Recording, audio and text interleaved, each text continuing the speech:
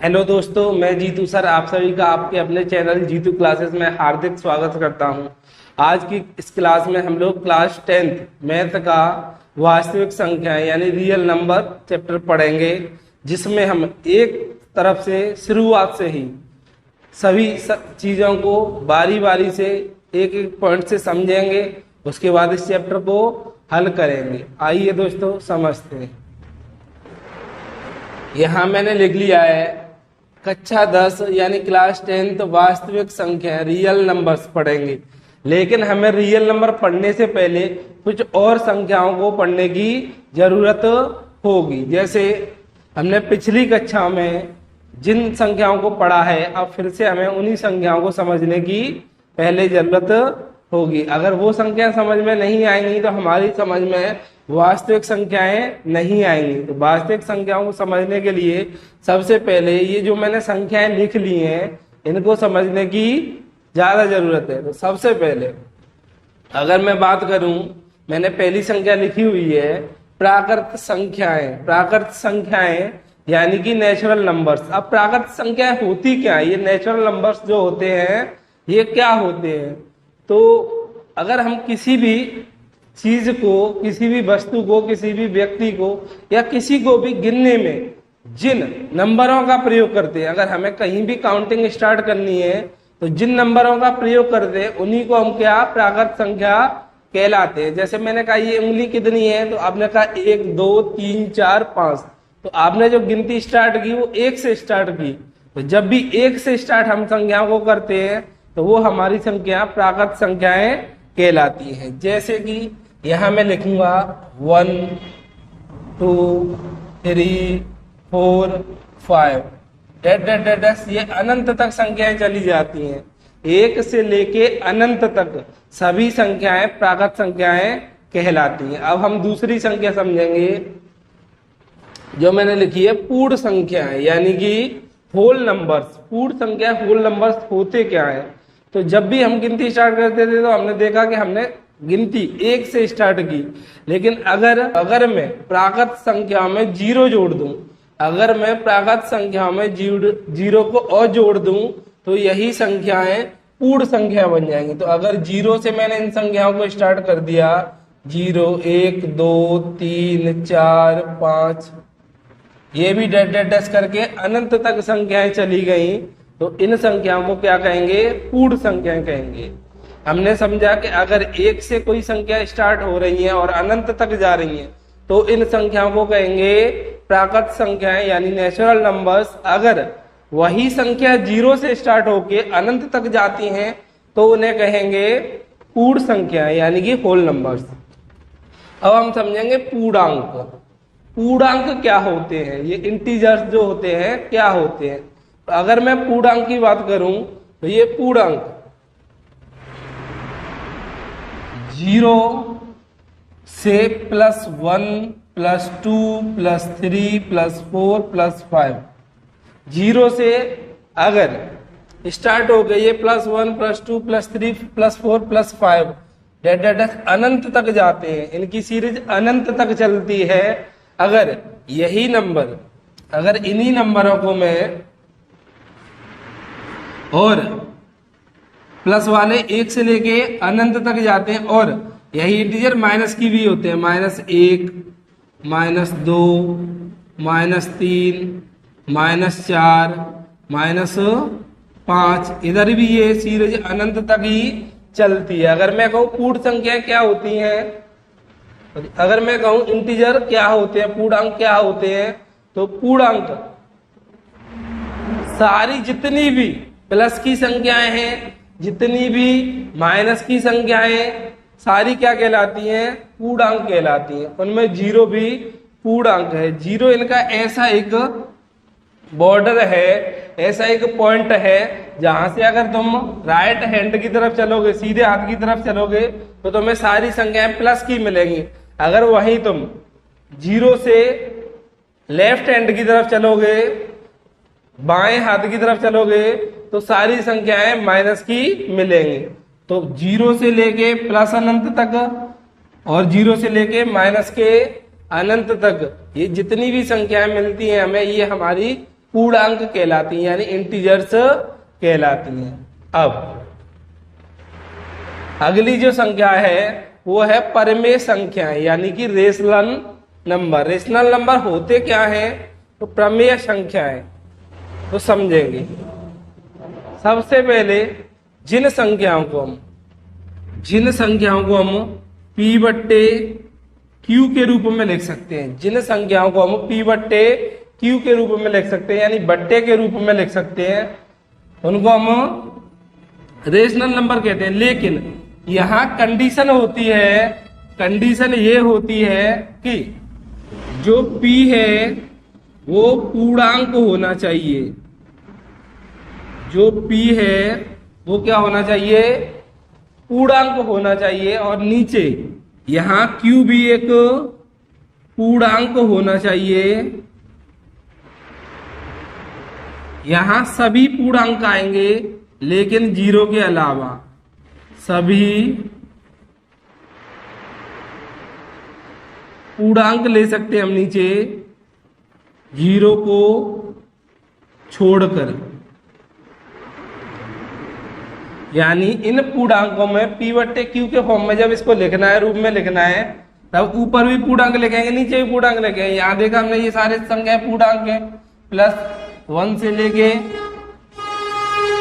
अनंत तक, इधर भी 0, इधर से लेके अनंत तक, ये सारी चीजें पूर्णांक है, सारी संख्याएं पूर्णांक है।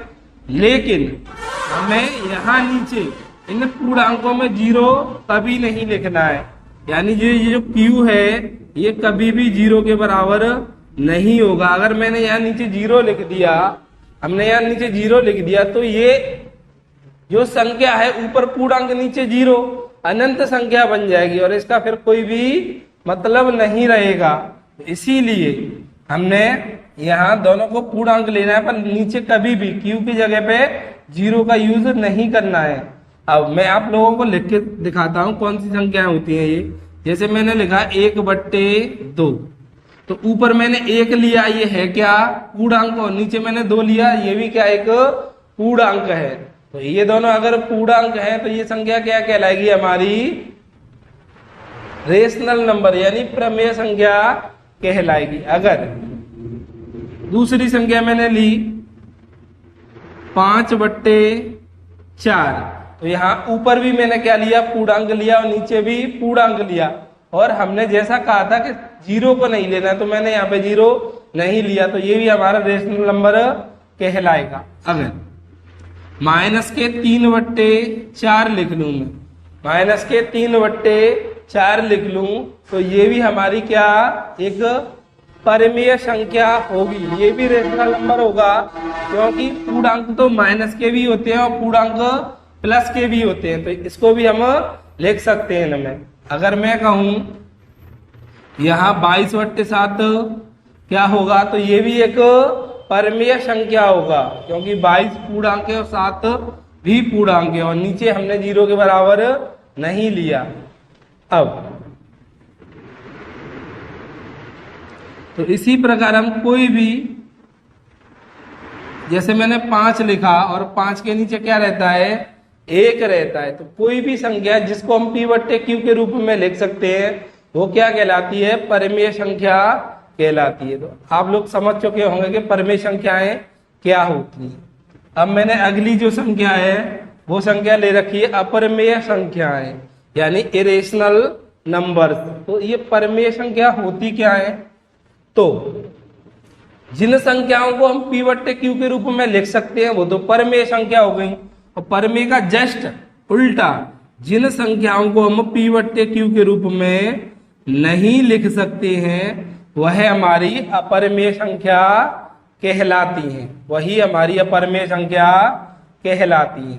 जैसे कि अगर मैं लिखना चाहूं रूट में 5 को, ये जो रूट 5 है, अगर मैं इसको लिखना चाहूं परमेय संख्या के रूप में, तो मैंने क्या बताया? नीचे इसको लिख लिया हमने P/Q के रूप में, लेकिन ऊपर भी और नीचे भी पूर्णांक होना चाहिए। तो नीचे तो पूर्णांक हमने ले लिया एक, लेकिन ऊपर की जो संख्या हमने लिखी है रूट में 5, ये कोई भी पूर्णांक नहीं है। अगर ये पूर्णांक नहीं है तो ये P/Q के रूप में नहीं लिखा गया, अगर ये पिवट क्यू के रूप में नहीं लिखा गया तो क्या कहलाएगा, ये कहलाएगा अपरिमेय संख्याएं, इरेशनल नंबर्स।